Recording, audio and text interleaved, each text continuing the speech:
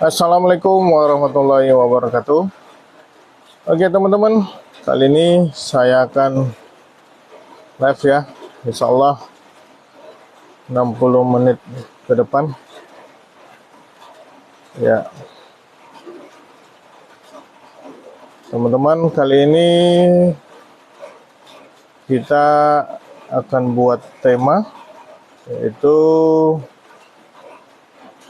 melipat gandakan penghasilan teman-teman. Ini menarik ya temanya kali ini. Ya, siapa sih yang nggak mau mendapatkan penghasilan lebih? Jadi teman-teman yang sudah mendapatkan penghasilan, baik itu dengan bekerja maupun punya bisnis, di sini yang akan saya berbagi yaitu 2 kali 5 tips melipat gandakan penghasilan menjadi 2 kali lipat teman-teman. Asik ya teman-teman ya. Ya, selamat bergabung. Kanu Surya Nugraha ya. Oke, lipat gandakan penghasilan. Ketika membicarakan tentang penghasilan, banyak orang ingin punya penghasilannya yang selalu meningkat dan terus meningkat. Itu pasti manusiawi ya teman-teman ya. Bahwa semua manusia ingin mendapatkan penghasilan yang selalu meningkat dan terus meningkat. Karena itulah beberapa waktu yang lalu kami pernah buat program sharing gratis, yaitu meningkatkan penghasilan 2 kali lipat.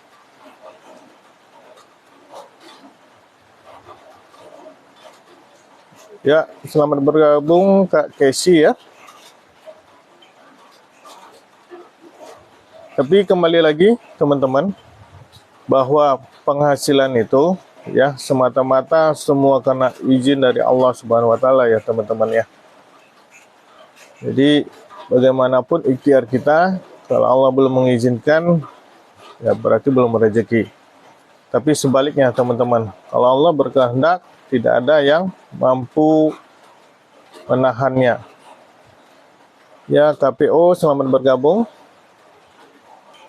Jadi konsep dasarnya teman-teman, jika ingin benar-benar punya penghasilan yang terus meningkat, maka kita sebelumnya harus paham dulu nih konsepnya. Ya. Jadi kembali ke konsepnya dulu. Untuk mencapai sesuatu yang belum pernah kita dapatkan, maka kita harus melakukan sesuatu yang belum pernah kita lakukan. Di sini konsepnya teman-teman. Jadi kalau misal kita pengen lebih, jangan melakukan hal yang sama sebelumnya. Ya, tidak akan berpengaruh ya teman-teman ya. Jadi konsepnya adalah ini yang perlu kita garis bawahi. Misalnya gini teman-teman, misal kita bekerja ya dengan gaji 5 juta. Jangan pernah mengharapkan mendapatkan pendapatan lebih dari 5 juta kalau kita tetap bekerja. Seperti itu contohnya, konsepnya.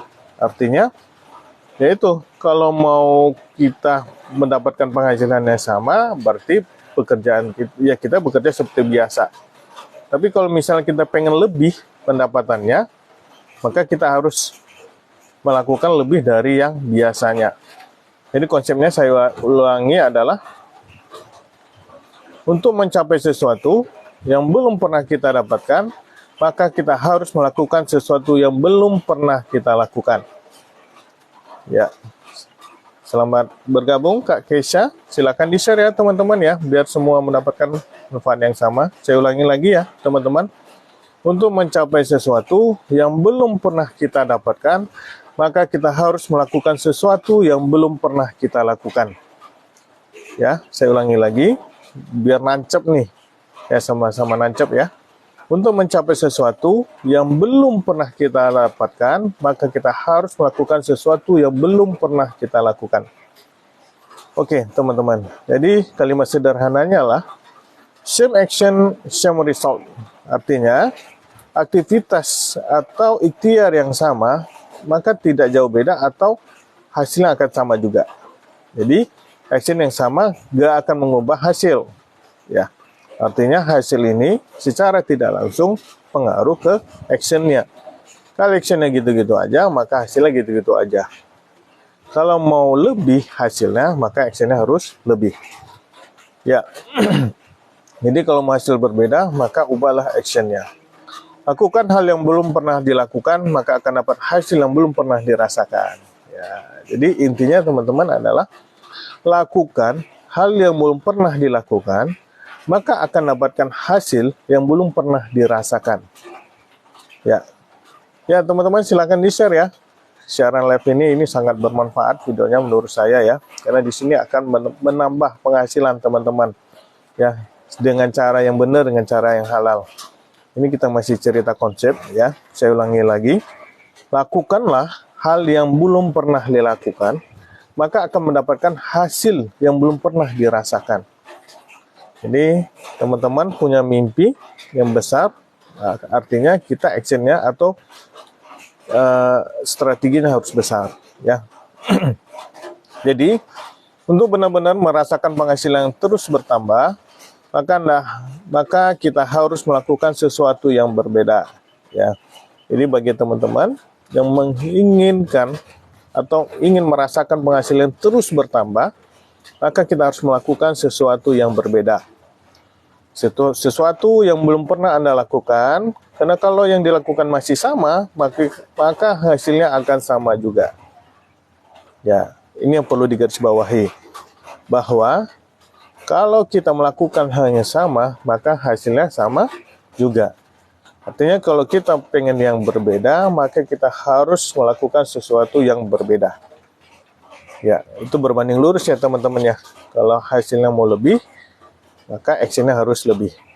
Lantas, apa seharusnya dilakukan agar penghasilan naik? Ya, kali ini kita akan membahas 5 hal yang perlu dilakukan ya, agar penghasilan kita naik. Kita akan bahasnya satu persatu. Tapi sebelum kita mulai, bagi teman-teman, silakan diundang ya teman-teman ya. Teman-teman yang lain biar mendapatkan manfaat yang sama. Dan ini sangat bagus sekali temanya, yaitu 5 cara mendapatkan penghasilan yang lebih dengan cara yang benar dan yang halal ya teman-teman ya. Ini yang benar dan yang halal ya, insya Allah. Oke, tips pertama ya. Sebelum kita mulai ya, kita sapa-sapa dulu. Ini ada Kak Dekastani, selamat bergabung ya. Silakan teman-teman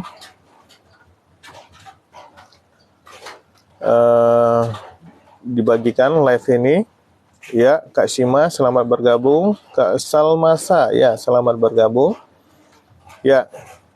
Di sini kita akan bongkar ya 5 cara untuk mendapatkan penghasilan dengan benar dan halal. Oke, kita mulai teman-teman. Tips pertama, upgrade mindset. Kembali lagi teman-teman, yang pertama kali adalah upgrade mindset kita ya teman-teman ya. Banyak motivator ya mengatakan selalu berawal dari mindset. Ya, mindset inilah dasar kita untuk melangkah. Mindset inilah dasar kita menentukan menentukan bagaimana kita sukses atau tidak ya. Ya. Untuk merasakan peningkatan dari segi penghasilan, ya, saya ulangi, untuk merasakan peningkatan dari segi penghasilan, pertama-tama mulailah dari mengubah cara berpikir, alias ubah mindset. Jadi mindset itu adalah cara berpikir, teman-teman. Jadi untuk merasakan peningkatan dari segi penghasilan, pertama-tama mulailah dari cara berpikir.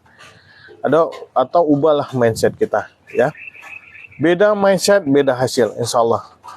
Karena cara berpikir kita akan mempengaruhi perilaku kita, akan mempengaruhi kebiasaan kita. Makanya selalu diawali dengan mindset ya. Jadi untuk meningkatkan penghasilan ya, kita harus berubah. Pertama kali adalah mindset kita. Atau kalimat sederhananya adalah beda mindset, beda hasilnya. Ya. Jadi kalau masih pakai cara berpikir yang lama, maka pastinya hasilnya akan sama. Jadi teman-teman, ini dulu nih hal yang mendasar. Mindset dulu kita perbaiki, mindset dulu kita rubah. Kenapa? Kenapa? Kalau misalnya kita masih memakai cara berpikir yang lama, maka hasilnya tidak akan jauh beda. Atau hasilnya pasti akan sama. Lalu pertanyaannya, bagaimana cara mengubah mindset? Benar kan? Ya, kita kan pengen berubah nih. Kita pengen maju. Kita pengen mendapatkan penghasilan yang lebih. Pertanyaannya, bagaimana cara mengubah mindset? Bagaimana cara mengubah mindset yang benar? Ya, karena ini adalah fondasi dasar. Oke, cara agar mindset berubah adalah ganti informasinya. Jadi mindset ini adalah pengaruh, ya, akan dipengaruhi oleh apa yang kita lihat, apa yang kita baca, apa yang kita dengar, apa yang kita tonton. Itu secara tidak langsung akan mempengaruhi mindset kita. Ya, Kak Indra Wijaya baru saja mendapat rencana pemberi hadiah nomor 1. Ya, terima kasih. Jadi teman-teman, untuk merubah mindset, pertama kali adalah ganti informasinya. Jadi secara tanpa kita sadari, apa yang kita tonton, apa yang kita dengar, apa yang kita lihat, ya, itu akan mempengaruhi secara tidak langsung mindset kita. Jadi pertama kali, ya, yang harus kita rubah, ganti informasinya. Kalau misalnya kita pengen bertumbuh, maka carilah informasi yang bisa membuat kita bertumbuh. Ya. Jadi teman-teman, sadar tidak sadar, mindset kita dibentuk oleh informasi yang kita dapatkan. Ya. Mindset kita dibentuk dari informasi yang kita dapatkan. Jadi ini yang teman-teman perlu ketahui, bahwa mindset kita dibentuk dari informasi yang kita dapatkan selama ini. Ini yang tanpa kita sadari, teman-teman.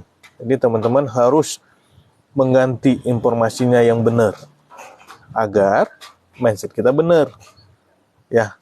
Jangan kita mengklaim bahwa kita benar, tapi informasi yang kita terima selama ini ya, yang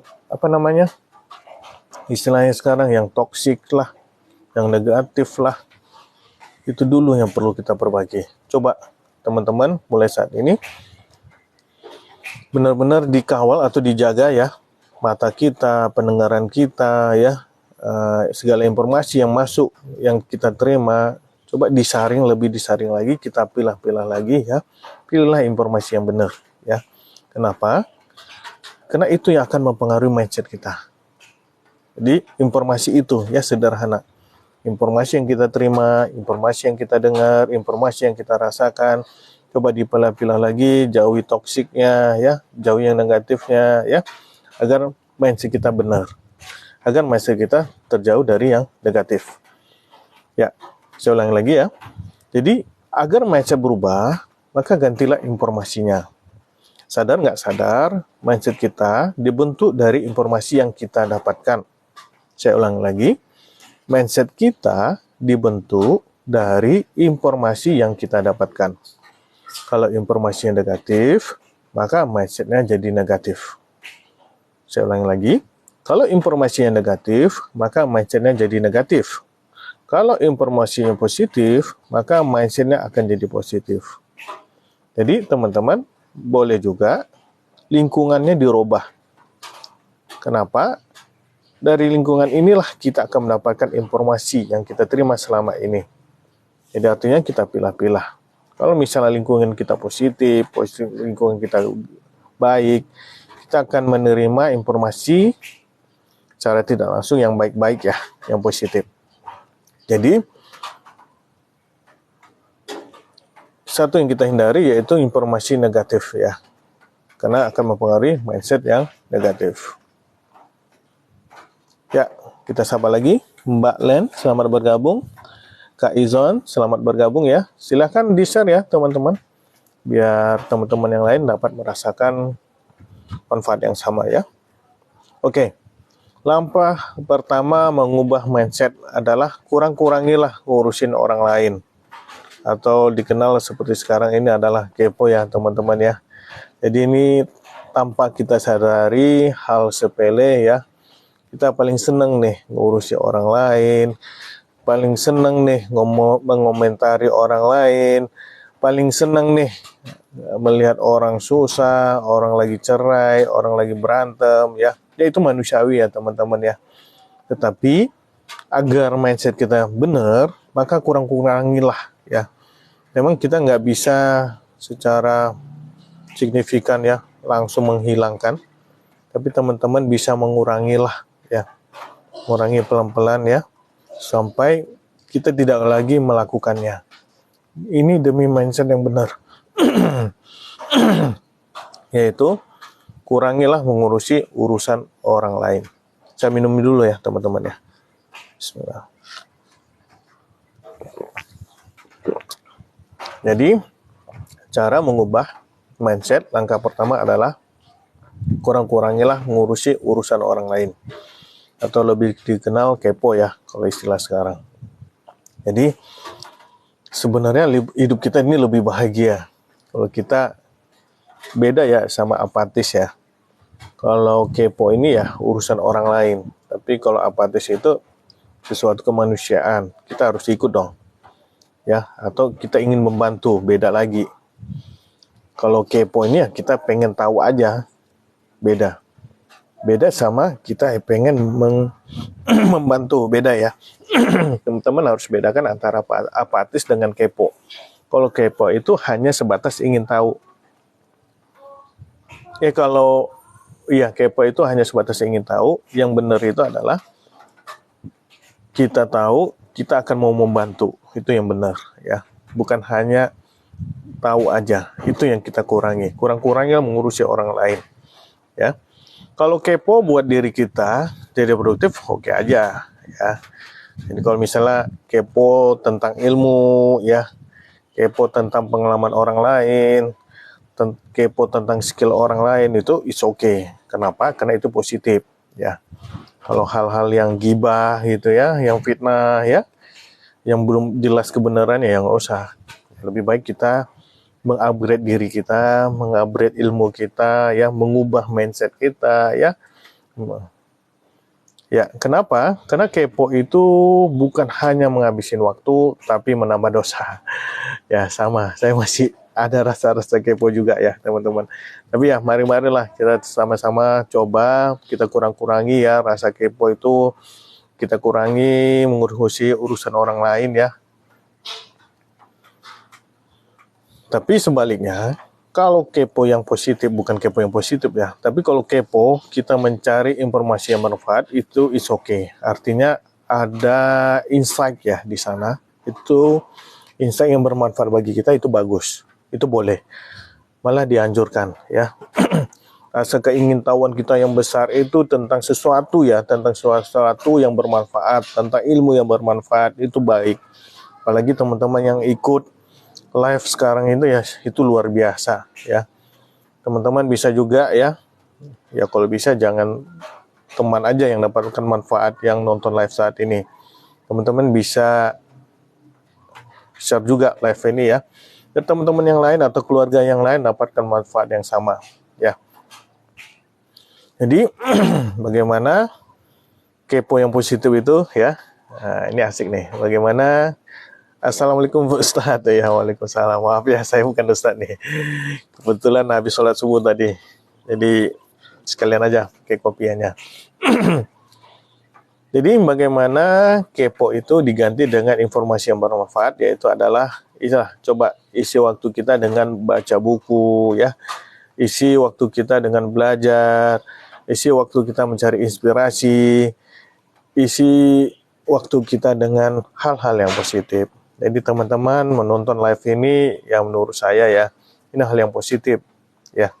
Kenapa? Karena saya memberikan informasi yang bermanfaat, informasi yang bisa mengupgrade diri ya, informasi yang bisa merubah mindset kita yang selama ini kita kurang tahu nih ya, bagaimana kita sukses. Ternyata kita sukses itu adalah merubah mindset salah satunya. Dari sinilah saya memberi informasi bagaimana mengubah mindset biar kita sukses nantinya. Ini salah satunya teman-teman ya.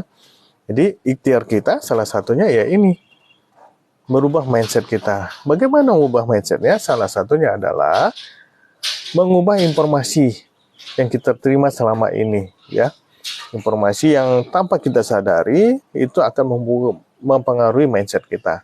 Itu dulu apa yang kita dengar, apa yang kita lihat, ya. Itu yang kita pilah-pilah saat ini, teman-teman, ya. Ya. Jadi teman-teman, ya, kalau pengen sukses ada pengorbanannya. Apa pengorbanannya? Adalah menjaga mindset kita. Bagaimana cara menjaga mindset kita? Adalah memilah-milah informasi, ya. Kita memilih-milih informasi, apa yang positif itu yang kita terima, apa yang negatif itu yang kita tinggalkan, ya. Jadi kita tadi salah satu kegiatan yang mempengaruhi mindset menjadi negatif adalah mengurusi orang lain, ya, kepo dengan kehidupan orang lain, ya. Bagaimana cara menggantinya? Yaitu isi waktu kita dengan membaca buku, isi waktu kita dengan belajar, isi waktu kita mencari inspirasi, isi waktu kita mencari insight-insight yang bermanfaat atau bisa mengupgrade diri kita. Oke. Jadi hindarilah lingkungan yang toksik, alias lingkungannya isinya orang-orang negatif, pesimis, mengeluh. Kenapa? Ya. Jadi teman-teman, maaf ya, saya minta maaf. Mulai saat ini ya dipilah-pilah temannya, ya. Kalau punya teman yang suka mengeluh, punya teman yang suka pesimis, punya teman yang negatif, maaf, silahkan ditinggalkan. Secara tidak langsung akan mempengaruhi mindset teman-teman. Ya, saya minta maaf. Jadi, silahkan teman-teman, setelah menonton live ini, silahkan teman-teman pilihlah lingkungan yang benar. Pilihlah lingkungan yang positif, ya. Atau lebih sederhananya, lebih baik kita sendiri di kamar nonton hal yang positif daripada bergabung atau berteman dengan hal yang negatif. Ya, saya minta maaf kalau yang belum bisa menerima. Kenapa? Karena itu akan mempengaruhi mindset kita. Jadi hindarilah lingkungan yang toksik, yang isinya lingkungan orang-orang negatif, pesimis, mengeluh, ya. Karena kalau kita kumpul dengan mereka, kita akan jadi seperti mereka, termasuk penghasilannya. Ya, saya minum dulu teman-teman ya. Bismillah. Ya. Jadi kalau kita ngumpul sama mereka, ya mereka orangnya pesimis. Mereka orangnya suka mengeluh. Mereka suka berkomentar lah daripada action. Ya maaf, penghasilan mereka akan gitu-gitu aja karena mereka sibuk dengan hal-hal negatif itu. Tapi kalau kita bergabung sama mereka, kita akan terkontaminasi, kita akan terpengaruh. Mungkin awalnya kita masih ada perisai ya, lama-lama kita akan pengaruh secara tidak langsung. Mindset kita akan berubah. Kita akan sibuk ngurus orang lain, kita akan mulai pesimis, kita akan mulai mengeluh, ya. Maka hindarilah bergabung dan berkumpul dengan mereka yang toksik, ya, lingkungan yang toksik. Orang-orang yang suka pesimis, orang yang suka mengeluh, ya. Jadi itu akan mempengaruhi penghasilan kita. Ya kenapa? Ya maaf ya, karena kita sibuk ngurusi orang lain, kita nggak ada action yang akan merubah hasilnya. Kita akan sibuk pesimis, ya percuma ya kehidupan kayak gini, ya ngapain. Lebih baik kita berpikir bagaimana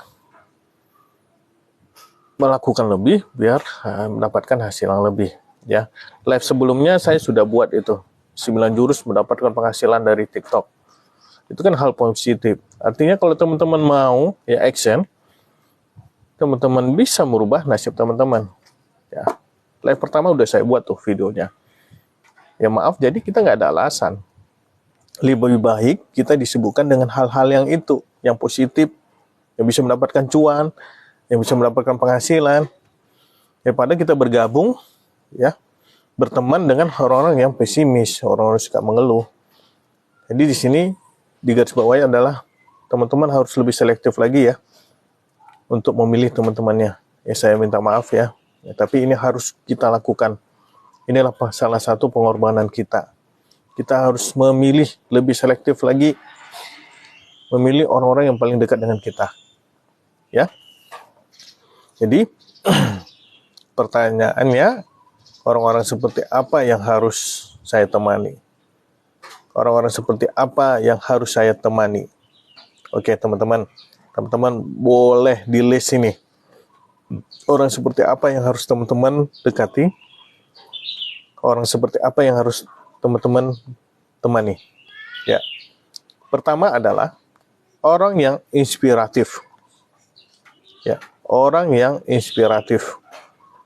Setiap dia berbicara, idenya, gagasannya, ya, tingkah lakunya, bagaimana dia menginspiratif, ya.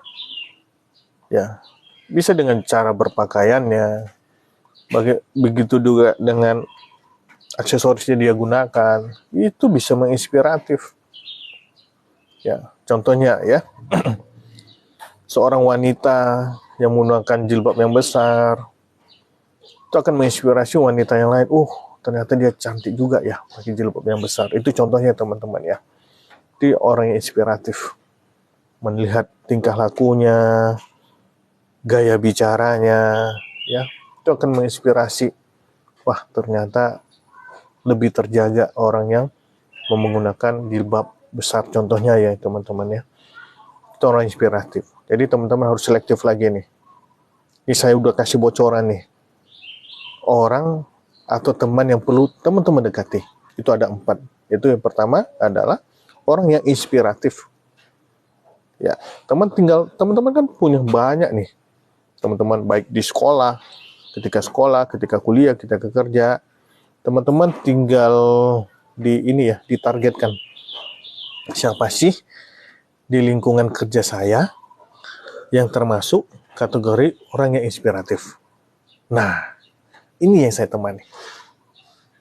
Kalau yang suka ngeluh-ngeluh, yang suka pesimis, ya maaf, ya silahkan tinggalkan. Ya teman-teman ya. Carilah orang inspiratif. Jadi teman-teman bisa pilah-pilah lah mana yang inspiratif menurut teman-teman. Ya. Yang kedua adalah orang yang selalu bersemangat, teman-teman. Ya. Jadi udah dapat nih satu teman. Wah, gua teman sama dia karena dia inspiratif. Sekarang adalah orang yang bersemangat.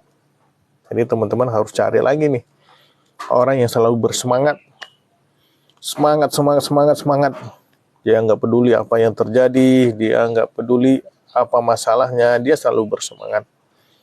Wah, ini harus teman-teman cari. Cari nih, siapa yang selalu semangat, siapa yang selalu optimis. Kenapa? Ketika kita down, ya, kita berteman dengan orang semangat, itu akan nular tuh teman-teman. Kita akan kembali semangat lagi. Itulah gunanya kita punya teman yang selalu semangat. Jadi bukan yang inspiratif terus yang kita temani. Ketika kita pengen mencari sesuatu yang inspirasi atau gagasan, kita bisa menjumpai teman kita yang inspiratif. Tapi ketika kita down, lagi malas, lagi demotivasi, kita butuh orang yang bersemangat. Jadi teman-teman silahkan dilihat di lingkungannya, baik itu lingkungan kerja, lingkungan sekolah, lingkungan keluarga, cari orang yang bersemangat. Ya. Jadi ketika kita nggak tahu ya iman kita atau semangat kita kan naik turun nih teman-teman. Jadi cari yang semangat. Yang ketiga adalah orang yang pandai bersyukur, teman-teman. Orang yang pandai bersyukur. Kenapa sih orang yang pandai bersyukur? Ya bisa jadi ya teman-teman ya, kita udah semangat, kita sudah dapat inspirasi, kita sudah ikhtiar maksimal. Ya qadarullah, Allah belum mengizinkan. Ternyata apa yang kita terima belum sesuai dengan yang diharapkan. Artinya, kalau kita ketemu orang yang pandai bersyukur, itu akan mengobati kita. Artinya gini, kita akan melihat ya, banyak orang yang di luar sana belum seberuntung kita saat ini. Ya. Jadi artinya orang di luar sana pengen kehidupan kita saat ini, teman-teman. Ya. Artinya kita jangan terlalu sering melihat ke atas. Kita harus belajar bersyukur. Artinya kalau kita belum bisa bersyukur, carilah teman yang pandai bersyukur. Ya, akan ada ketemunya masanya kita akan yang seperti itu kejadiannya. Makanya kita butuh teman yang pandai bersyukur. Jadi kita membutuhkan itu, kita udah tahu nih kemana nih arahnya. Siapa nih yang perlu saya jumpai? Kepada siapa nih yang perlu saya temui? Maka jumpailah orang yang pandai bersyukur. Insya Allah akan terobati ya. Yang keempat adalah, yang terakhir adalah orang yang mengajak kepada kebaikan. Insya Allah teman-teman ya. Kalau teman-teman ketemu orang ini, jangan pernah tinggalkan. Jangan pernah kecewakan. Ya. Ayo, cari teman-teman. Diperbanyak nih. Orang-orang yang selalu mengajak kepada kebaikan. Ya. Ya sederhana seperti ini teman-teman. Ketika mendengar azan, Allahu Akbar, Allahu Akbar. Yuk, sholat yuk. Itu hal sepele. Tapi itu sudah mengajak kebaikan. Ya. Banyak hal-hal lain yang ya kebaikan yang lain. Teman orang-orang yang seperti ini yang harus berbanyak di lingkungan kita. Orang-orang yang selalu mengajak kepada kebaikan. Teman-teman, saya minum dulu ya. Bismillah. Ya, orang-orang yang seperti ini yang harus kita perbanyak, yaitu orang-orang yang mengajak kepada kebaikan. Oke, teman-teman. Ini sudah ada 4 tadi ya. Saya ulang lagi ya. Pertama, orang seperti apa yang perlu teman-teman cari atau dekati? Itu orang yang inspiratif. Yang kedua adalah orang yang bersemangat. Yang ketiga adalah orang yang pandai bersyukur. Keempat adalah orang yang mengajak kepada kebaikan. Ya. Saya ulangi lagi teman-teman ya, biar lebih nancap lagi. Pertama adalah orang yang inspiratif. Kedua adalah orang yang bersemangat. Ketiga adalah orang yang pandai bersyukur. Yang keempat adalah orang yang mengajak kepada kebaikan. Jadi teman-teman sudah dapat bocoran orang-orang seperti apa yang harus berada di lingkungan teman-teman, orang-orang seperti apa yang harus teman-temani ya. Orang inspiratif, orang yang bersemangat, orang yang pandai bersyukur, dan orang yang mengajak kepada kebaikan. Oke, jadi teman-teman sudah mulai saat ini, teman-teman sudah bisa ya mencari orang-orang yang 4 ini. Ya, ketika teman-teman butuh semangat, maka cari orang-orang yang selalu bersemangat. Ketika teman-teman pengen bersyukur, maka carilah teman-teman yang pandai bersyukur. Ketika teman-teman butuh gagasan, inspirasi, maka carilah teman-teman yang inspiratif. Dan keempat inilah yang diperbanyak dan selalu mendampingi teman-teman, yaitu orang yang mengajak kepada kebaikan. Ya. Kenapa? Setelah teman-teman menemukan 4 orang ini, pepetlah sedekat mungkin. Ya. Kalau belum kenal, maka carilah sampai ketemu, dapat nomor HP-nya, ya. Ini maaf ya, ini bukan cari pasangan ya teman-teman ya. Bukan dijadikan pacar, bukan maksudnya. Ini jadikan teman, ya. Kenapa? Ketika kita butuh, ya, kita akan menjumpai orang-orang ini. Ya. Kalau bisa melakukan ini, maka kita akan mempunyai growth mindset, teman-teman. Jadi kalau mau mindset yang benar, maka bertemanlah dengan yang benar. Siapa teman-teman yang benar itu? Ada 4. Orang inspiratif, bersemangat, pandai bersyukur, dan mengajak kepada kebaikan. akan terbentuk fixed mindset, insya Allah. Ya, itu yang kita kunci kalau kita mau bertumbuh. Oke. Oke, teman-teman. Itu kita cerita mindset.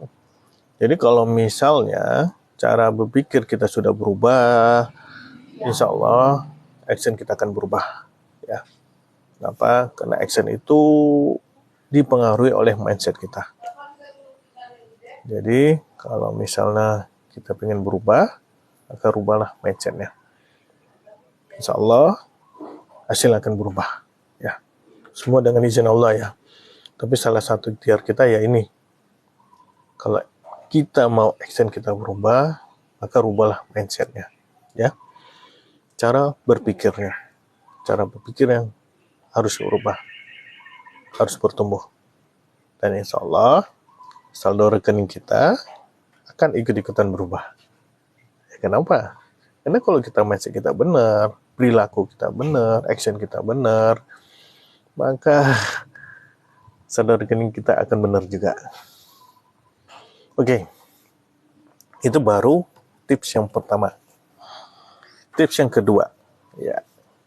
Sebelum kita mulai, teman-teman silahkan ya, diajak teman-teman yang lain, silahkan di-share live ini, ya, agar teman-teman yang lain atau keluarga yang lain mendapatkan manfaat yang sama, ya, manfaat yang positif ya. Karena tadi kita sudah panjang lebar nih cerita mindset, orang-orang seperti apa yang harus dihindari ya, orang-orang seperti apa yang harus kita dekati ya. Mungkin teman-teman sudah nangkap juga tadi ya, tapi saya ulangi lagi ya, orang yang harus dihindari adalah orang yang toksik ya, orang suka ngurusi orang lain, orang yang kepo ya.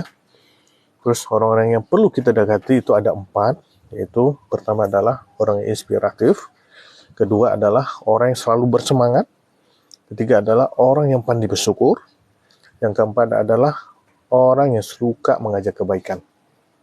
Artinya, mulai saat ini teman-teman harus memilah-milah teman-temannya, ya, harus ada di antara 4 orang ini. Dan hilangkan dan jauhilah adalah orang-orang toksik. Ya, silakan. Mau dibilang sombong, mau dibilang apa ya, silahkan. Itu perjuangan teman-teman ingin merubah, ingin sukses, ingin merubah mindsetnya, ingin merubah perilakunya, actionnya. Insya Allah, dengan izin Allah akan merubah suksesnya, isi rekeningnya. Ya. Oke, teman-teman, tips kedua ini adalah upgrade productive habit. Ya, ini kita sudah naik kelas nih, bab berikutnya. Insya Allah, teman-teman sudah ada niat untuk merubah mindset ya. Ya, kita akan masuk ke habit produktif ya. Jadi yang mempengaruhi mindset itu adalah informasi yang kita terima, informasi yang kita tangkap, apa yang kita lihat, apa yang kita dengar, apa yang kita bicarakan. Dan itu akan dipengaruhi oleh orang-orang di lingkungan kita.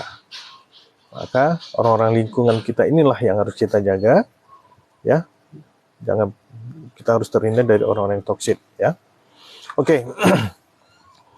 Selain memperbaiki cara berpikir, maka tambah kebiasaan produktifnya. Jadi, teman-teman, bukan hanya mindset ya, teman-teman ya. Bukan hanya mindset yang dirubah, tapi actionnya harus dirubah, yaitu menambah kebiasaan yang produktif. Ya, kalau mindset kita udah benar, terus kita ya rebah-rebahnya nggak ngaruh.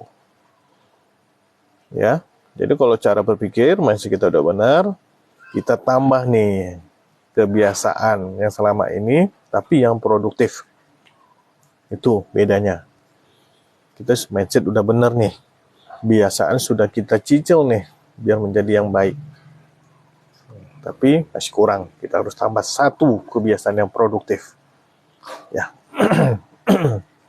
saya minum lagi ya, bismillah. Ya, produktif. Produktif adalah waktunya digunakan untuk menghasilkan karya. Ya, sekarang teman-teman, siapa aja bebas berkarya. Semua bebas berkarya, ya, difasilitasi lagi teman-teman. Ya, dengan kita merekam video, kita men-share video yang positif, itu sudah karya. Sudah ada platformnya, sudah ada medianya, ya. Teman-teman tinggal pilih mau di TikTok atau di yang lain, ya. Semua bebas berkarya. Itu yang coba teman-teman, ya. Yang selama ini waktunya banyak nongkrong atau nonton TV atau scroll-scroll media sosial. Coba teman-teman sekarang belajar, ya, seperti live saat ini, ya, buat konten, ya. Coba gunakan hal-hal yang waktu itu untuk hal yang produktif. Tidak harus video, ya, semua yang teman-teman sukai sesuai dengan passion teman-teman. Coba gunakan waktunya itu untuk yang menghasilkan karya teman-teman, ya. Bebas, ya, bukan harus video, ya. Baik itu, ya, baik dengan tulisan, ya dengan video dan hal yang lain yang bisa menghasilkan, ya. Kita harus sibukkan di hal-hal itu, ya teman-teman, ya. Jangan fokus hasilnya dulu, tapi kita berkreasi dulu sambil kita mengevaluasi, sambil kita melihat, ya, mana yang bagus. Insya Allah dengan seiring berjalannya waktu, kita selalu belajar, kita selalu evaluasi, akan menemukan momentumnya, ya. Kita harus disibukkan dengan hal-hal produktif, ya teman-teman, ya. Ya, di sini kondisinya teman-teman lagi hujan, ya. Kita baca doa, ya. Allahumma shoiban nafi'an, ya teman-teman, ya. Mudah-mudahan membawa berkah, ya, kepada teman-teman yang nonton juga. Jadi, ayo teman-teman, sibukkan waktu kita dengan hal yang produktif, ya. Mari kita berkarya, ya. Ya, apa yang teman-teman bisa, apa yang teman-teman yang mempunyai, ya. Kalau teman-teman punya pengetahuan, silahkan di-share, ya, seperti saat ini, ya, melalui live, ya, melalui konten, ya, melalui video, melalui tulisan, ya. Media sudah dilengkapi, sudah ada semuanya, dan itu gratis, ya. Kurangilah scroll-scroll, tapi perbanyaklah upload-upload. Nah, itu bedanya. Kalau mindset kita udah bener, ya. Kurangi scroll-scroll, tapi perbanyaklah upload-upload. Ya, tapi yang produktif, yang bermanfaat, ya teman-teman, ya. Ya, kan selama ini banyak orang mengklaim bahwa dia sibuk, ya. Sibuk itu aktivitasnya padat, tapi waktunya habis gitu aja. Sedangkan produktif, ini bedanya, ya teman-teman, ya. Aktivitasnya bisa padat, bisa enggak, tapi ada hasilnya. Itulah hasil karya. Itu yang dikatakan produktif.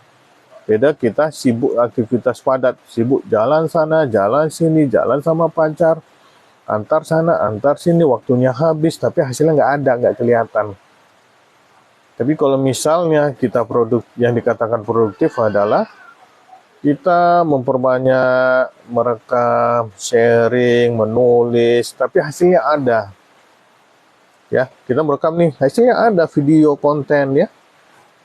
Kita menulis hasilnya ada novel, ya, cerita, apa segala macam. Hasilnya ada, itu yang dikatakan produktif, ya. Produktif, hasilnya ada. Itu yang membedakan antara sibuk aktivitasnya padat, waktunya habis, beda sama dengan aktivitasnya bisa padat atau bisa enggak, tapi ada hasilnya. Itu aja yang bedain, ada hasilnya. Itu yang dikatakan produktif, ya. Jadi, jadilah orang-orang yang sibuk tapi ada hasil karyanya, daripada kita sibuk tapi tidak memproduksi apapun. Ya, oke. Lalu, ya, kita dari tadi sibuk membahas produktif. Pertanyaannya adalah, bagaimana cara agar produktif? Benar kan? Ya. Saya minum dulu. Bismillah. Ya, jadi teman-teman, bagaimana cara agar produktif? Sebelum kita mulai, ayo bantu saya, ya. Silahkan di-share video live ini sebanyak-banyaknya teman-teman, ya. kepada keluarganya, kepada teman dekatnya, biar teman dekat kita itu positif juga. Biar teman dekat kita itu produktif juga. Jangan kita aja yang produktif. Jangan kita aja mindsetnya yang benar. Ayo, di-share video ini. Biar di lingkungan kita nih produktif. Biar lingkungan kita ini positif mindsetnya. Ayo teman-teman, ya. Ya. Lalu bagaimana cara agar produktif? Ya, teman-teman. Caranya adalah ganti prioritas, teman-teman. Caranya adalah ganti prioritas. Caranya adalah ganti prioritas. Apa itu prioritas? Prioritas adalah mendahulukan suatu hal daripada hal lainnya. Ya, saya ulangi. Bagaimana cara agar produktif? Caranya adalah dengan ganti prioritas. Prioritas itu apa? Prioritas itu adalah mendahulukan suatu hal daripada hal lainnya. Nantinya prioritas ini akan mempengaruhi kualitas hidup kita. Bagaimana agar hidup kita berkualitas? Maka gantilah prioritas Anda. Kenapa? Biar hidup Anda lebih produktif. Atau saya balik lagi ya teman-teman ya. Bagaimana cara agar kita produktif? Caranya adalah ganti prioritas. Saya ulangi lagi. Bagaimana cara agar produktif? Caranya adalah ganti prioritas. Prioritas artinya adalah mendahulukan suatu hal daripada hal lainnya. Nantinya prioritas ini akan mengaruhi kualitas hidup kita. Jadi teman-teman yang mau hidupnya berkualitas, maka gantilah prioritasnya. Kenapa? Biar hidup kita produktif. Oke. Jadi kalau mau tahu prioritasnya, coba cek kebiasaannya, teman-teman. Jadi mulai ini ya, setelah nonton video ini, teman-teman boleh nih di list nih. Mulai dari bangun pagi ya, boleh dicatat ya. Misalnya bangun pagi jam 4. Teman-teman buat sholat tahajud, baca Al-Qur'an ya, sholat subuh berjamaah, doa, terus olahraga, baca buku ya, terus sarapan pagi ya, terus bagi yang bekerja berangkat bekerja, berbisnis, ketika waktu sholat zuhur ya, sholat asar, sampai ketika mau tidur lagi ya teman-teman ya. Itu adalah list-list kebiasaan kita, pekerjaan kita. Mungkin teman-teman selama ini sudah melakukannya ya, tapi yang belum tercatat coba dilakukan, coba dicatat teman-teman ya. Coba jangan pernah malas ya. Kita catat. Kalau nggak mau pakai buku ya silakan pakai handphone ya. Jadi teman-teman coba cek kebiasaannya. Cara ngeceknya adalah dengan mencatatnya ya. Kalau misalnya zaman sekarang sudah ada canggih ya, kita bisa mencatatnya melalui HP ya. Jadi teman-teman kalau mau bangun tidur ya, dicari pertama kali adalah HP. Waktunya kerja diisi dengan kepo di sosmed, lalu senggang, yang ditonton adalah yang lain lah, lalu capek dikit langsung nggak mood, nggak ngapa-ngapain. Ketika belajar respon pertama adalah malas, maka itulah prioritasnya. Hasilnya ya sesuai prioritas dong. Ya. Jadi hasilnya, jadi teman-teman sudah tahu sebenarnya hasil yang akan teman-teman dapatkan ke depannya. Ya. Ya maaf, saya minta maaf. Kenapa hidup teman-teman itu seperti sekarang? Sebenarnya salah satu yang menentukan adalah teman-teman. Ya bayangin coba, bangun pagi, bukannya sholat atau ambil wudhu, yang pertama kali dicari adalah HP. Terus waktunya kerja, bukannya mengerjakan dengan baik, malah kepo, melihat ya entertain lah, atau yang gibah lah, apalah, gosip lah. Terus ketika lengah, yang ditonton yang aneh-aneh, yang nggak positif, yang nggak bisa menambah value diri.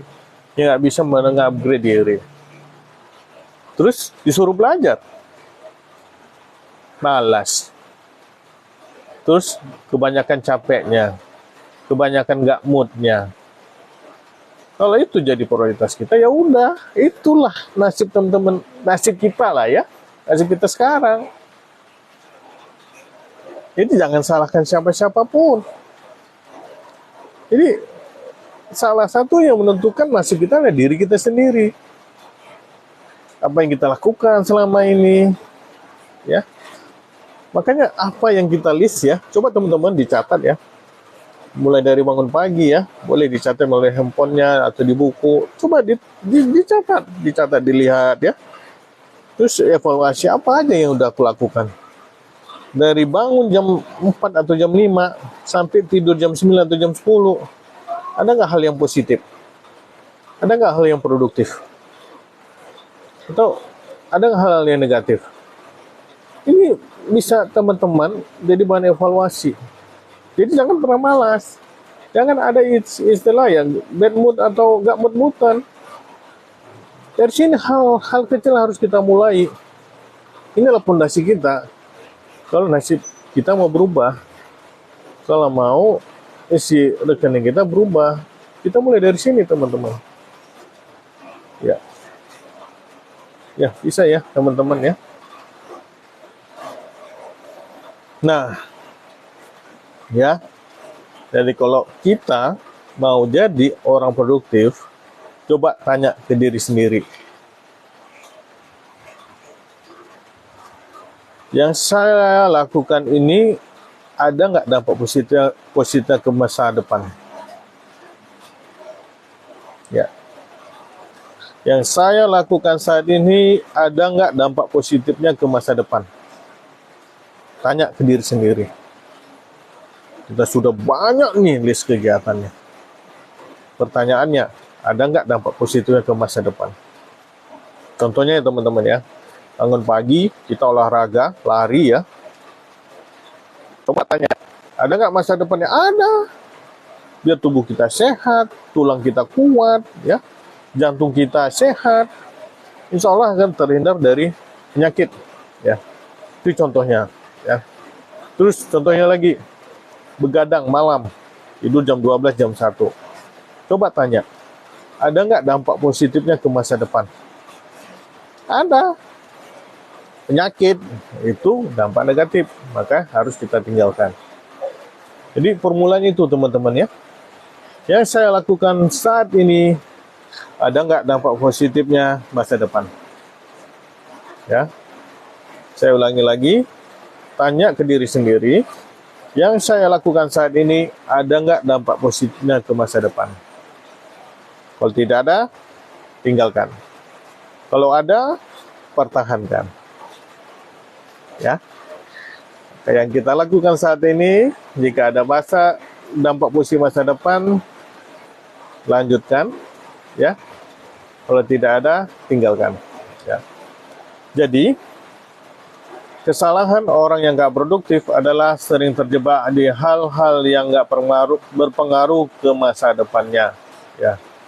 Jadi seperti nongkrong-nongkrong, begadang, main game, main PlayStation, ya, dihindarilah teman ya. Dikurang-kurangi, kalau perlu dihilangkan ya teman-teman ya.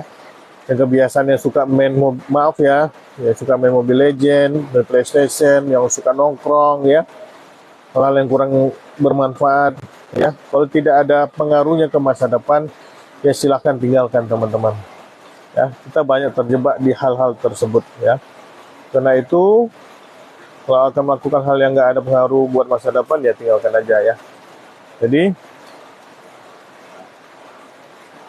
Jadi kalau pengen mengukur apakah hal-hal kita banyak produktif, ya kita lihat aja banyak karyanya. Ya, teman-teman ya. Itulah cara kita menilai apakah diri kita produktif atau tidak. Kita lihat satu hari ini berapa banyak karya yang udah kita buat. Ya. Jadi karya itu banyak ya. Ya, banyak ya. Sesuatu yang bisa kita buat ya dengan diri kita sendiri ya. Dari situ kita ngukur. Satu hari ini waktu yang kita habiskan ya. Mungkin 24 jam, 16 jam, 8 jam untuk tidur, istirahat, 16 jam. 16 jam ini karya apa yang udah kita buat. Jadi situlah cara kita mengukur ya. Produktif seberapa produktifnya diri kita. Ya. Oke, ketiga. Sebelum ketiga, saya minum dulu.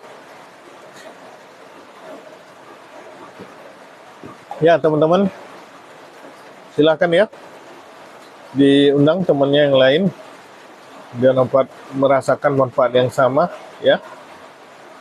Ya, ketiga adalah upgrade reserve value, ya. Bagaimana cara agar bisnis kita menghasilkan 2 kali lipat, ya. Tadi pertama kita sudah membahas masalah mindset, ya. Mindset itu dipengaruhi dari informasi yang kita terima. Apa yang kita dengar, apa yang kita lihat, apa yang kita rasakan, ya, itu dipengaruhi oleh hal-hal yang di sekitar kita, baik itu teman kita, lingkungan kita, ya. Kalau misalnya lingkungan kita toksis atau teman-teman kita toksis, maka toksik, ya, akan mempengaruhi kualitas hidup kita. Maka pilihlah teman-teman yang memiliki 4 ini. Pertama, orang yang selalu inspiratif, orang yang selalu bersemangat, orang yang selalu pandai bersyukur, orang yang selalu mengajak kepada kebaikan. Ya, itu setelah mindset kita benar, maka action kita perbaiki. Ya, action itu kita pilih, ya, mana yang produktif itu yang kita pertahankan, yang nggak produktif kita jauhi atau kita hilangkan. Yang produktif itulah contohnya menghasilkan karya, yang tidak produktif contohnya adalah ya yang kongko-kongko, ya. Ya, bicara yang nggak manfaat, ya, main PlayStation atau yang hal yang lainnya. Ya, yang ketiga adalah bagaimana cara agar bisnis kita menghasilkan 2 kali lipat. Ya, maksud di sinilah bisnis baik kita sebagai karyawan, ya, produktivitas kita sebagai karyawan maupun kita yang punya bisnis. Ya, intinya bagaimana income kita bisa menjadi 2 kali lipat. Ya. Jadi tadi udah kita bahas, itu diri kita dulu kita benerin, ya, jangan pernah menyalahkan orang lain. Ya, bukan kita merasa diri kita benar, ya, bukan itu maksudnya. Tapi selalu kita mengevaluasi diri kita, bagaimana kita berpikir yang benar, melakukan yang benar, ya, action yang benar, ya. Oke, teman-teman.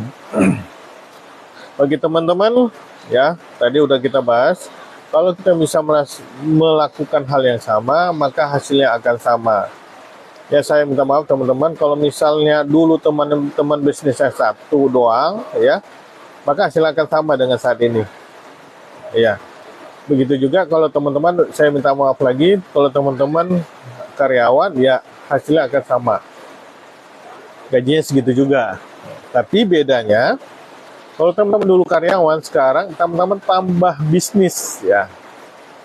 Jadi artinya hasilnya akan beda. Kenapa? Pertama, gaji sebagai karyawan. Kedua adalah pendapatan dari bisnis. Itu maksudnya. Ya. Oke. Kita ke masuk lagi, ya. Jadi saya udah kasih bocoran tadi. Jadi teman-teman bisa menambah, ya. Biar hasilnya berbeda, ya. Jadi jangan pernah ngeluh, wah, kapan saya kayanya, ya gimana mau kaya. Kalau kita cuma karyawan, ya maaf, ya. Kalau cuma kita karyawan, menerima gaji, ya 3 juta, 4 juta, ya habis untuk kebutuhan hidup aja. Apalagi sudah berumah tangga, sudah punya anak, sekolah anak. Ya gitu-gitu aja. Artinya harus kita melakukan sesuatu yang berbeda, ya. Oke. Teman-teman bisa pegang konsep ini, ya, bahwa sebenarnya market nggak beli bentuk produk kita, mereka beli halal gaib di belakang produk. Oke, jadi maksudnya di sini teman-teman, ya, ini kita sudah pelan-pelan belajar ke bisnis, ya teman-teman, ya. Jadi artinya apa? Ya, nggak bisa kita pungkiri lah. 9 dari pintu rezeki itu ya dari berdagang, berbisnis, ya. Maka kita nggak mau harus berbisnis. Kalau sudah ada punya bisnis sebelumnya, silakan tambah bisnis lagi. Atau teman-teman, maaf, dulunya sebagai karyawan, tambah lagi, nggak perlu resign, tambah lagi dengan berbisnis, ya. Jadi bagaimana bisnis kita baik, ya, produk kita harus memiliki value, teman-teman. Ya.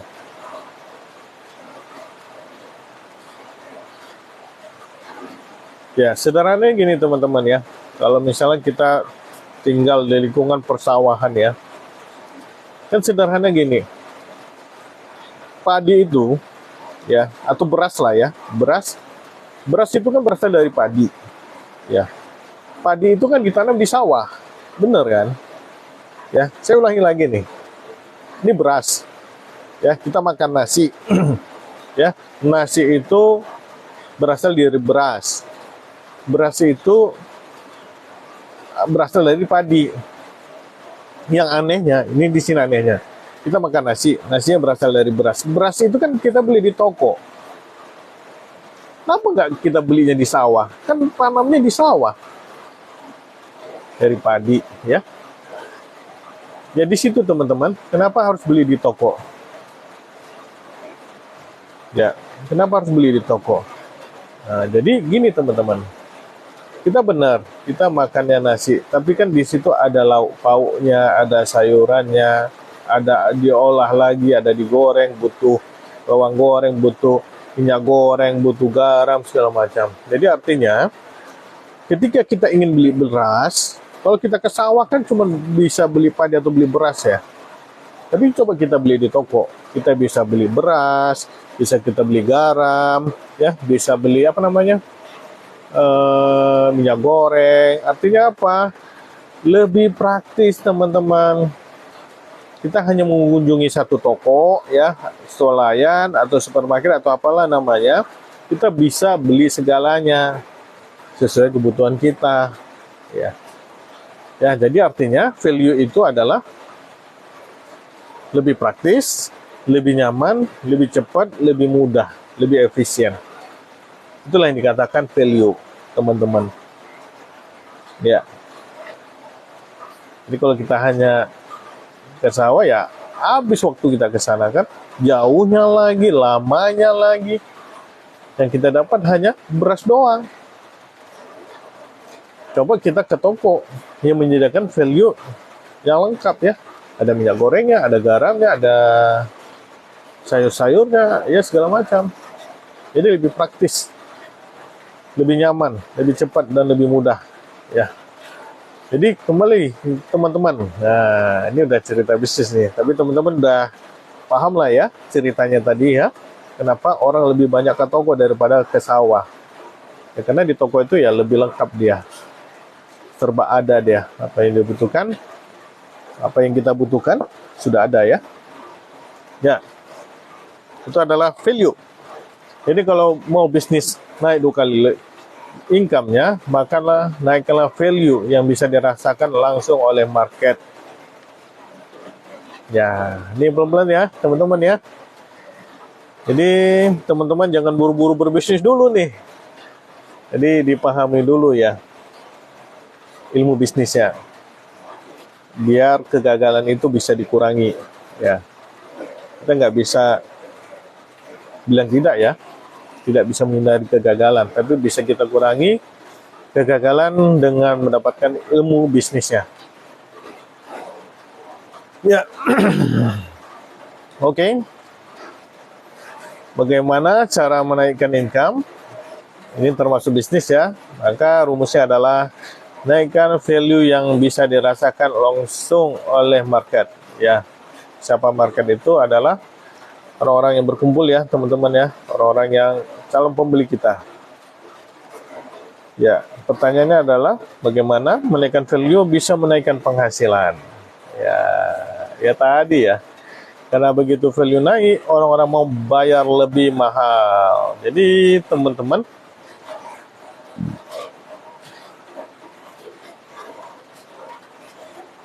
value ini ya sesuatu yang bisa dirasakan bermanfaat ya bagi orang lain ya.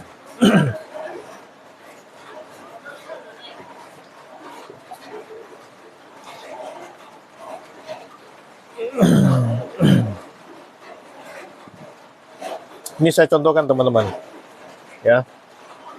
Saya contohkan untuk kursus online. Coba teman-teman pilih mana pantas yang dihargai lebih mahal.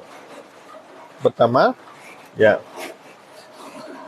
kursus online yang hanya membongkar strategi rahasia, tapi fasilitasnya hanya materi saja. Dibanding kursus online yang bahas ilmu, tapi sama fasilitas bimbingan, konsultasi tanpa batasan waktu, member area, koreksi tugas peserta, grup diskusi, update materi, dan tambahan fasilitas lainnya. Ayo.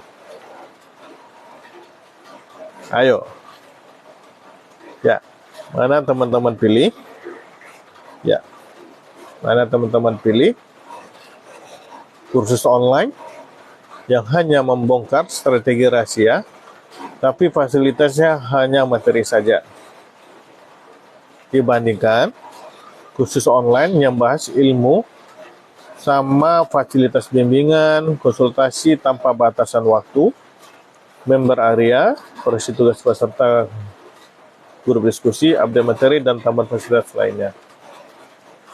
Mana yang lebih banyak value-nya? Ya.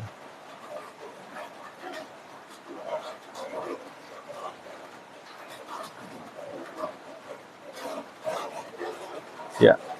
Kalau misalnya yang kedua nih lebih mahal dari yang pertama, menurut teman-teman nih, wajar nggak? Ya wajar dong.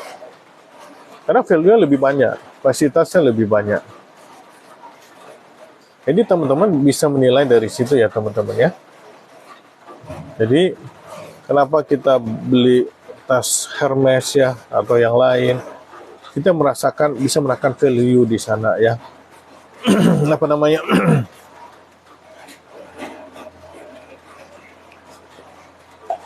Karena itu brand yang kuat ya. Tapi pertanyaannya adalah, jika kita punya bisnis, bagaimana cara menaikkan value-nya?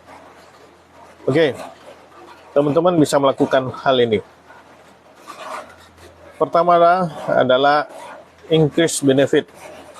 Ya, increase benefit itu meningkatkan benefit, atau kalimat sederhananya adalah tambah manfaat produknya.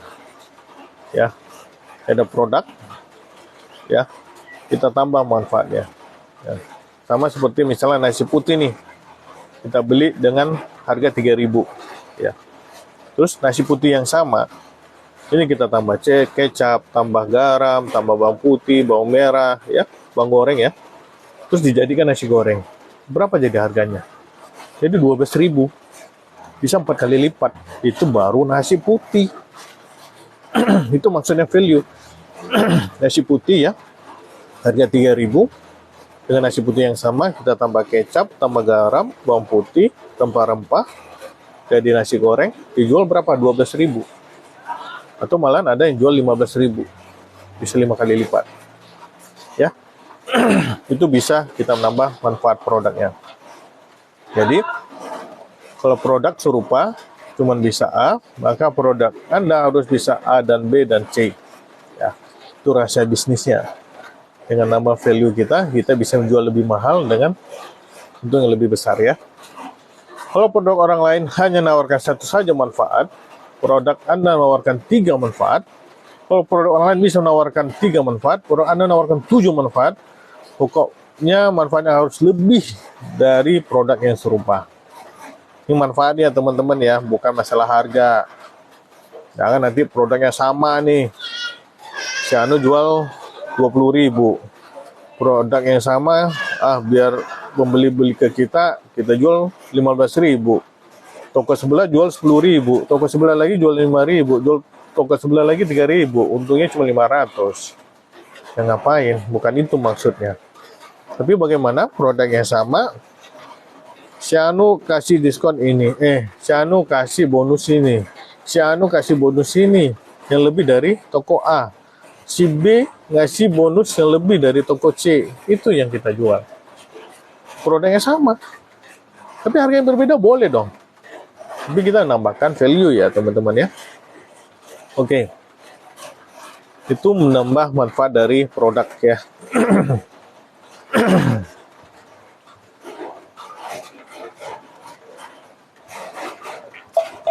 Kedua adalah fasilitas pre dan post purchase ya. Ini agak bahasa Inggris juga ya. Oke teman-teman. Pikirkan apa yang dibutuhkan konsumen sebelum membeli produk Anda dan sesudah membeli produk Anda. Ya, jadi teman-teman, kalau ada yang mengatakan, saya minum dulu ya.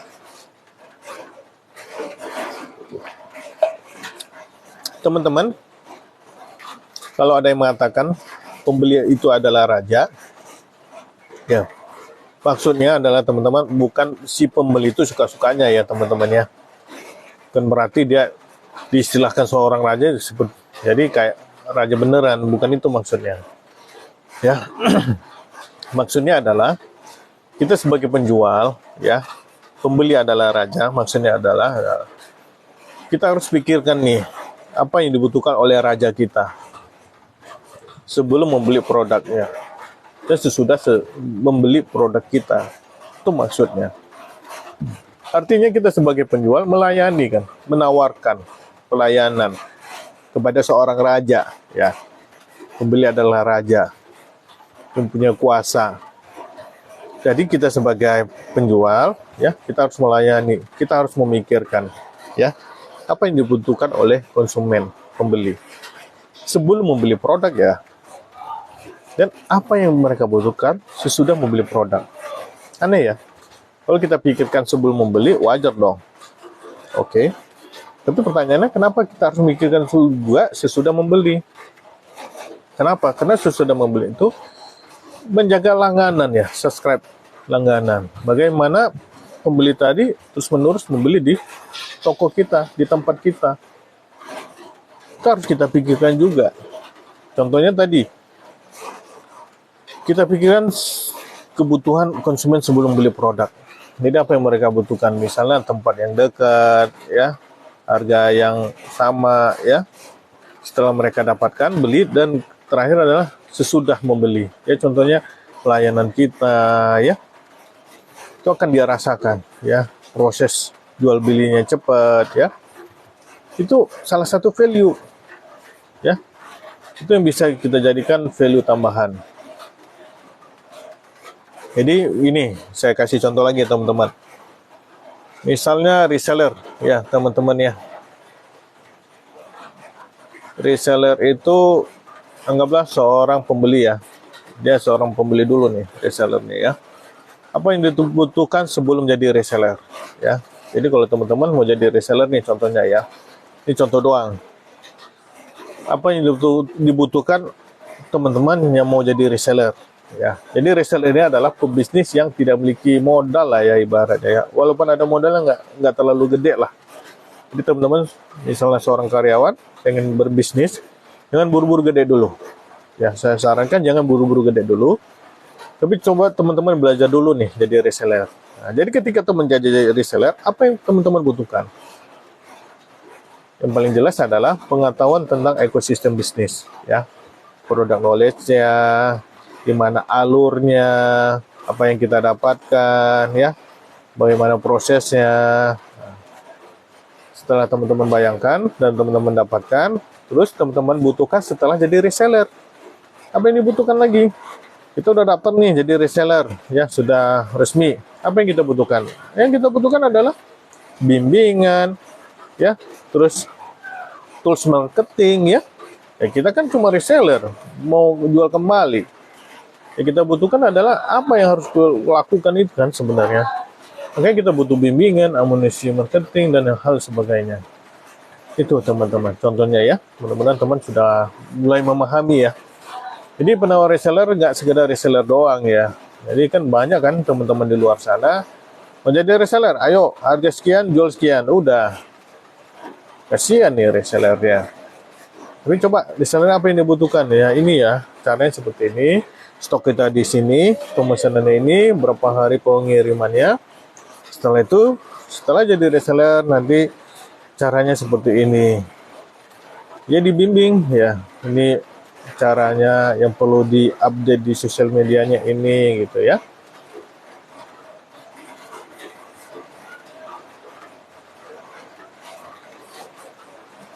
Oke, itu cerita value ya. Ini udah semakin berat ya teman-teman pembahasan ya teman-teman ya. Tapi ya pelan-pelan aja ya, pelan-pelan ya, pelan-pelan. Ketiga adalah expert person. Ya, ada orang ahli yang bisa dongkrak value produk Anda nggak? Atau ada nggak orang yang punya pengalaman banyak di bidang bisnis Anda? Kalau ada, minta endorse dari orang tersebut. Rekomendasi dari pakar akan menaikkan value produk ya. Jadi ini cerita strategi ya teman-teman ya. Jadi bagaimana meningkatkan value produk kita. Kita bisa minta bantuan, komentar, endorse dari pakarnya. Contohnya seperti ini teman-teman. Misalnya teman-teman punya bisnis di catering makanan sehat ya. Teman-teman harus memperbanyak ya mendapat ulasan komentar dari ahli kesehatan, misalnya dokter ya, ahli gizi ya, itu yang harus teman-teman perbanyak testimoninya ya. Itu akan memperkuat atau menambah value produk kita, bahwa produk kita itu berkualitas, bahwa produk kita itu sudah memenuhi kesehatan tubuh kita, kualitas kesehatan. Jadi itu yang kita penuhi. Itu adalah strategi untuk meningkatkan value produk. Ya, misalnya kita punya handphone produk digital ya, tapi diulas oleh pakar yang di bidang ahli di bidang produk digital. Seperti itu teman-teman. Ya. Sama kayak misalnya makanan ya teman-teman ya. Teman-teman jual makanan atau punya resto, tiba-tiba ada testimoni oleh chef yang terkenal. Itu rumah makan atau restoran itu akan lebih cepat dikenal oleh orang ya. Oke, ini banyak strategi ya teman-teman ya untuk meningkatkan value ya. Tadi ada pelayanan tadi ya, pelayanan. Yang kedua adalah testimoni atau dari orang expert ya. Yang keempat ada itu bundling.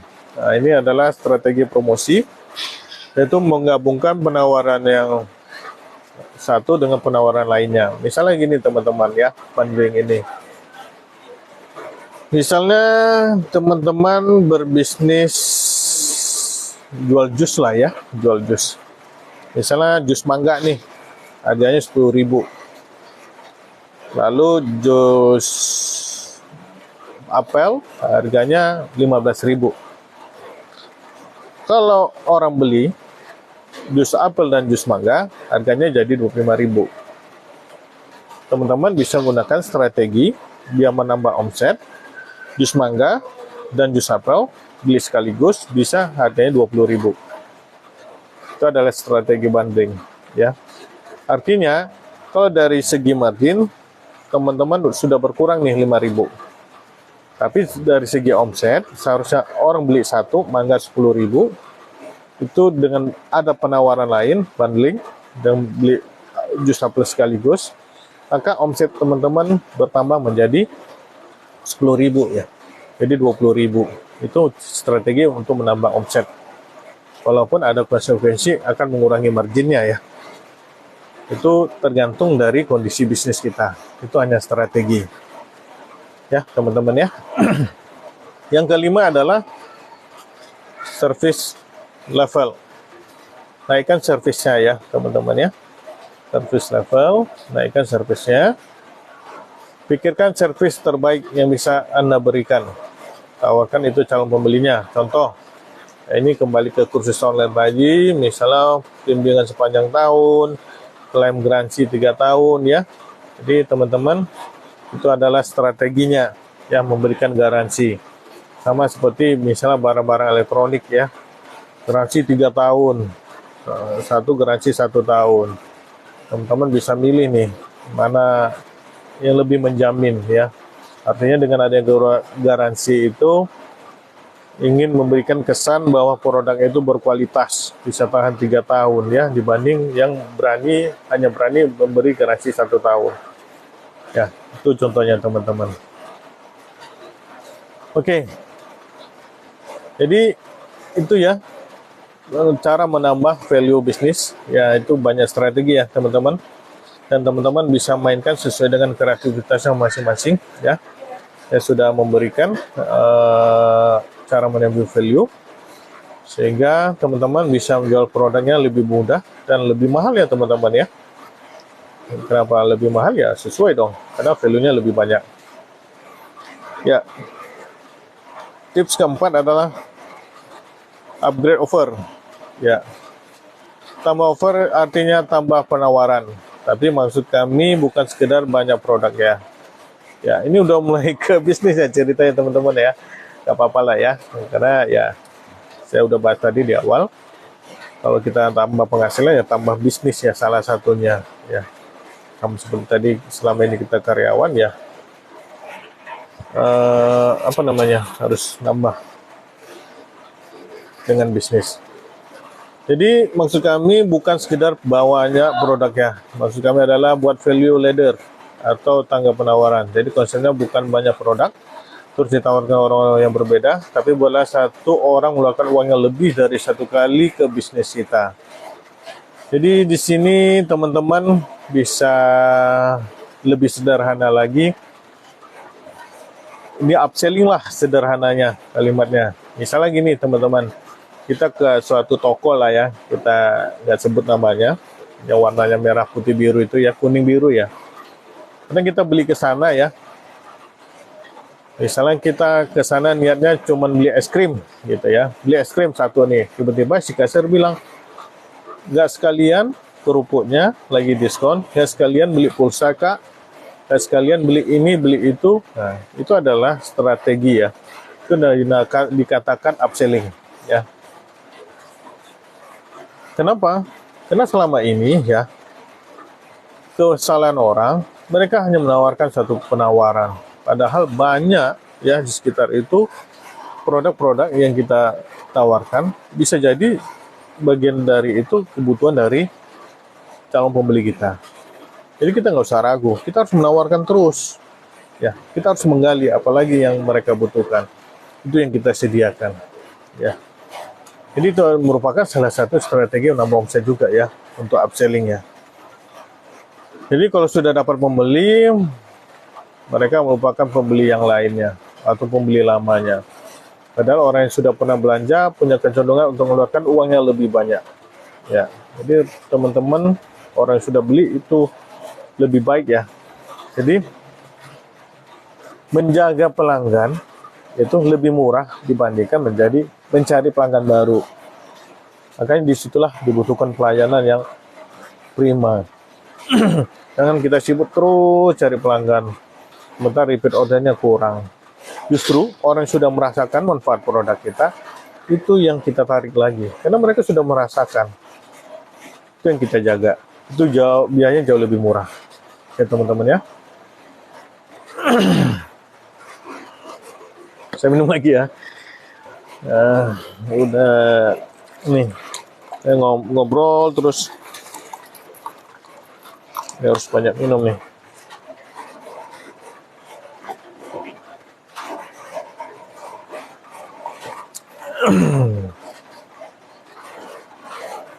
Ya teman-teman,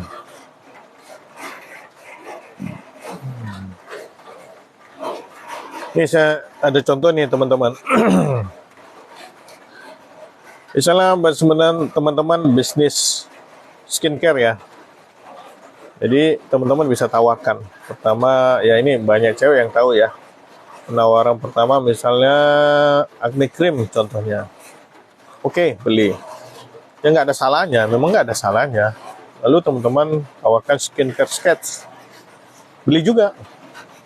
Yang terakhir ya, tawarkan aja sekalian penawaran keagenan, biar reseller teman-teman nambah. Kenapa? Karena dia sudah merasakan kan. Ketika dia sudah merasakan, dia akan lebih mudah untuk menawarkan ke teman atau lingkungan dia. Ya, itu strateginya teman-teman. Kenapa? Karena tujuan kita adalah untuk menghasilkan uang lebih banyak lagi kan yang masuk ke kita. Ini bukan negatif ya, memang yang namanya berbisnis. Jadi ditawarkan orang yang pernah beli itu akan lebih mudah karena mereka sudah membuktikannya. Oke, teman-teman. Ya. Poin terakhir, untuk 2 kali income dari satu bisnis, ini satu bisnis ya, nah, bisa 2 kali income, maka buat bisnis yang punya lebih dari satu pipa pemasukan. Ya, kalau istilah ini revenue-nya ya. Jadi jangan fokus dari jual beli barang doang ya. Kita harus tambah revenue ya. Sama seperti kalau misalnya kita lihat ya, kembali tadi contoh yang toko warna kuning biru ya, kalau kita lihat mereka bukan hanya jual produk yang dibutuhkan oleh orang, mereka jual juga pulsa, jual ya yang lain, lalu di halamannya itu dia buat untuk UKM ya, itu nambah revenue ke tokonya. Jadi teman-teman jangan fokus hanya menjual produk ya.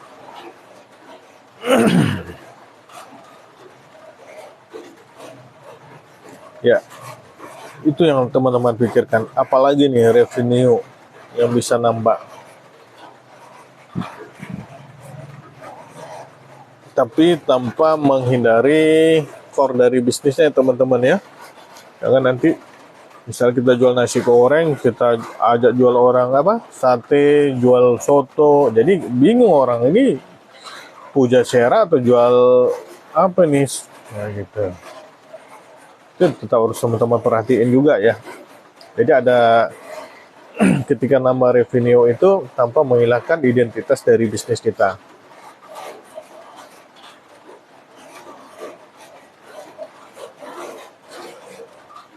Jadi salah satunya teman-teman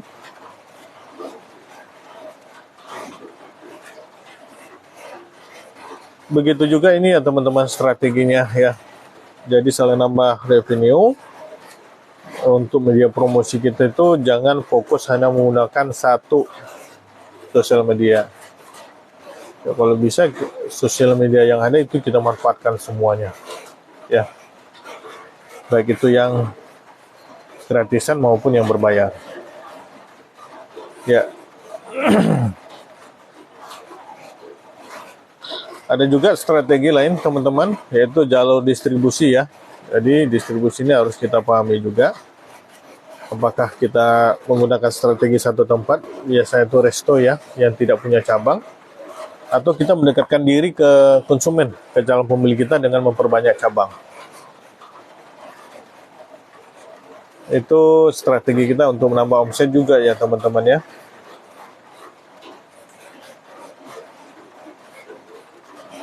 Begitu juga dengan penggunaan reseller ya.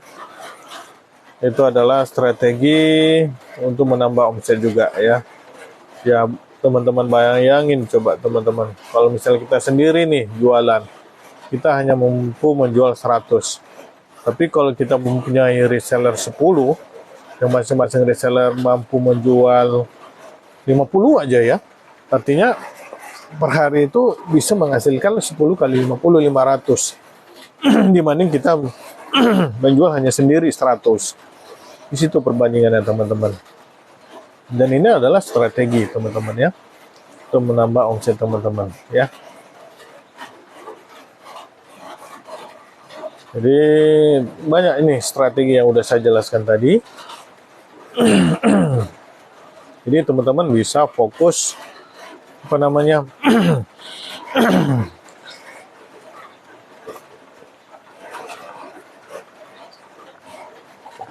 misalnya kita penjualan, kita produksi nih dengan strategi penjualan melalui reseller ya, kita hanya fokus menjaga reseller kita, membimbing reseller kita ya, meningkatkan kualitas dari reseller kita.